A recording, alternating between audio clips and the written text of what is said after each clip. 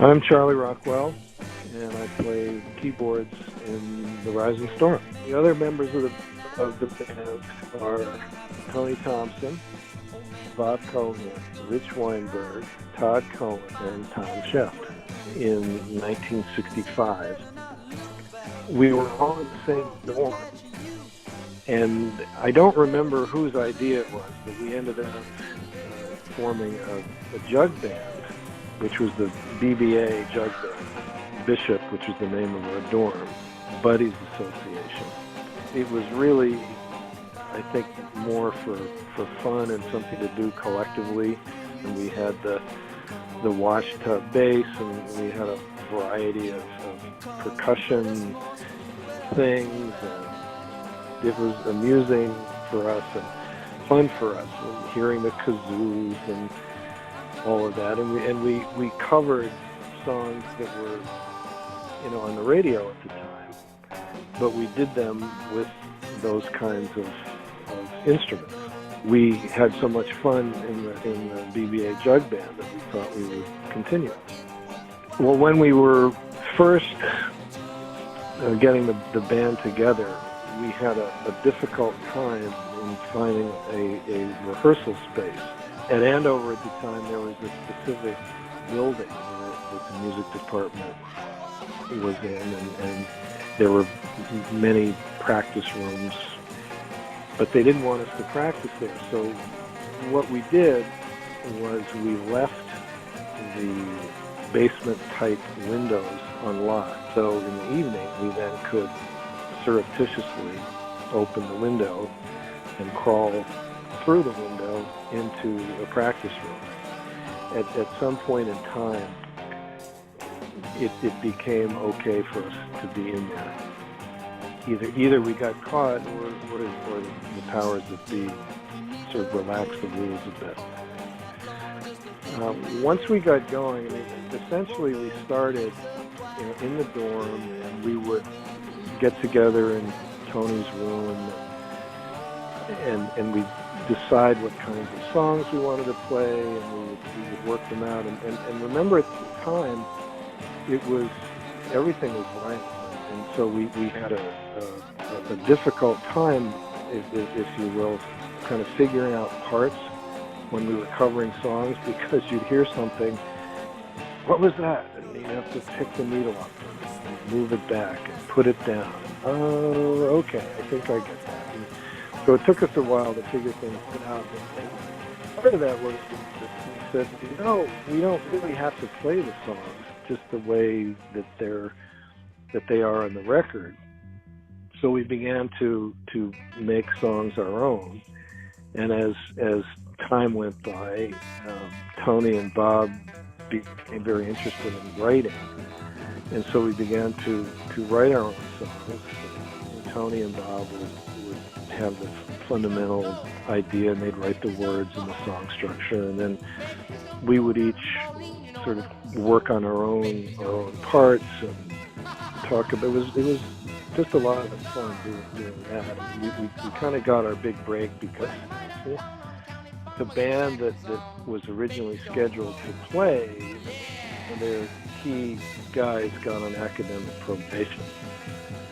So there was a big scramble for, who are we going to get to play? And so The Rising Storm got the nod. And we chose to play a lot of slow songs, and we would play them we'd draw them out some, that gave our friends and schoolmates an opportunity to dance slowly with their partners for longer than might be normal. And of course, the chaperones weren't always happy about that. There's a tradition at Andover that the senior band would make a record. So we kind of looked at each other and said, well, I guess that would be us. The senior band the prior year had recorded at Continental, so we said, well, that should work for us. And then we spent a great deal of time working out, what songs we were going to put on the album, and that's where, fortuitously, and And at the time, we really didn't know it would make any difference. But we thought, well, hey, let's put a lot of our originals on the record.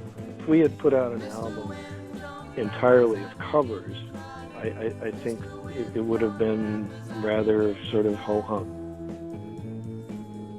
We're not on a personal basis connected with really any of the local garage or other rock bands like the Remains, Ramrods.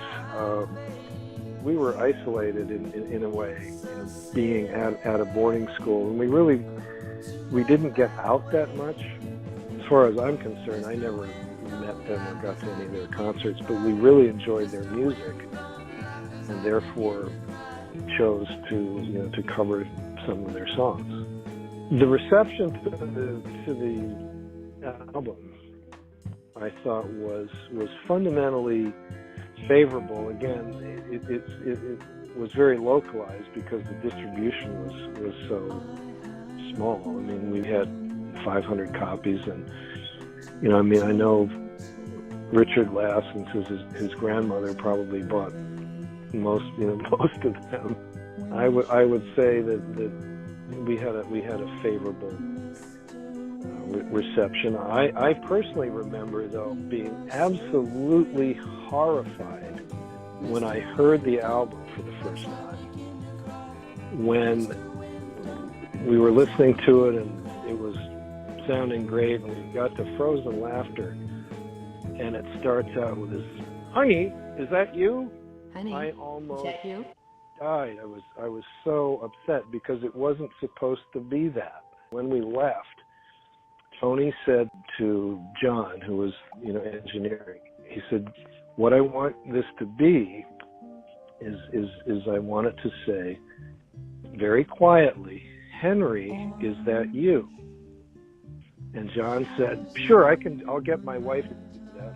No problem."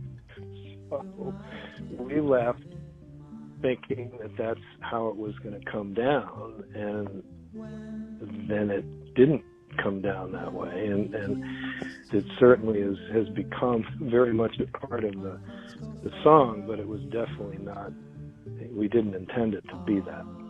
I had a 4-octave ace-tone organ, because that's all I really could afford, and I dreamt of having a Hammond B3, which was completely out of my grasp. And a Hammond B3 has 2 keyboards, which allows the musician to do a lot more things with it than I could with my little 4-octave ace tone. But during the recording of Frozen Laughter, I double-tracked the organ, which created the sound of that particular song, where I played individual notes with kind of a flute setting, and then as the song progressed, I went back and overdubbed with kind of a reedy setting, just some chords underneath the flute-sounding notes, and at the time, I said, "Oh boy, that's the closest I can get to a Hammond B3."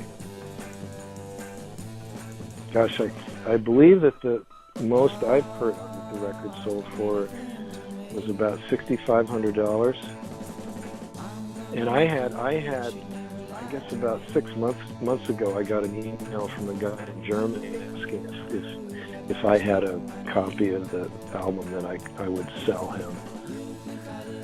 And I explain it to people in a sort of a simplistic way. But, when they talk about it, I say, we're really kind of very big fish in a microscopic pond, which always kind of draws the chuckle. But that's kind of how I think about it. That, we're certainly not in the category of what you would call, well-known, famous, iconic rock bands, but we've provided something that's been meaningful to people, and that's really a pleasant feeling. I believe that Richie Utterberger talked to Tony prior to the book. I'm not entirely sure that that's accurate, but there was some communications, as I recall, that from Tony that kind of gave us a real short-term alert. But when it did come out in reading it again, it was just one of those kind of big smile events to see that in print.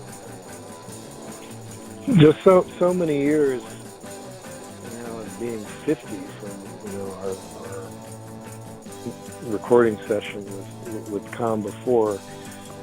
It's one of those times when on the one hand I shake my head, and on the other hand I just am really psyched about the New York Times article. The fact that there is a docu drama of sorts, I'm not sure what you technically would call it, that's in the works that is telling us to the story of the band and its music. It's kind of unbelievable, if you will, but at the same time it's very cool. We were very pleasantly surprised when Sundazed approached us to reissue the record. It's another one of those events where you say, wow, can this really be happening? Can we be this lucky? And yes, we were extremely pleased that happened.